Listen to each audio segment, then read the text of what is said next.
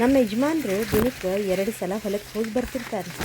ಇವತ್ತು ಸಂಡೇ, ನಾನು ಫ್ರೀ ಇದ್ದೀನಿ ಅಂತ ಹೇಳಿ ನಮ್ಮ ಮನೆಯವರು ನಮ್ಮ ಮೆಕ್ಕೆಜೋಳದ ಹೊಲಕ್ಕೆ ಕರ್ಕೊಂಡು ಹೋಗಿದ್ರು. ಮೆಕ್ಕೆಜೋಳಕ್ಕೆ ಮುಸ್ಕಿನ ಜೋಳ ಮತ್ತು ನಮ್ಮ ಉತ್ತರ ಕರ್ನಾಟಕದ ಕಡೆ ಗೊಂಜಾಳ ಅಂತ ಕರಿತೀವಿ. ಈ ಗೊಂಜಾಳ ಹೊಲಕ್ಕೆ ಬರಬೇಕು ಅನ್ನೋದೇ ಆಗಿತ್ತು ನನಗೆ. ಇವತ್ತು ಹೋಗೇ ಬಿಟ್ರಾತು, ಹಿಂಗೆ ಆಗೈತಿ ಅಂತ ಹೇಳಿ ಬಂದ್ವಿ.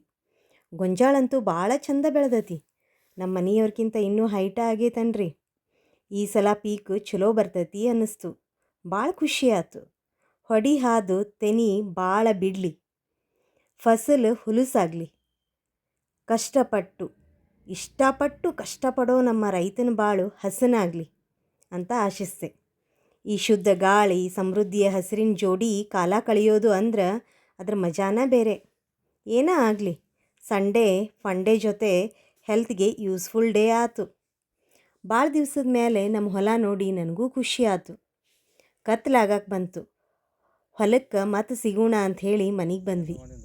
ಆಯಿತು, ನಿಮ್ಮ ಜೊತೆನೂ ಮತ್ತೆ ಸಿಗೋಣ, ಬರ್ತೀನಿ.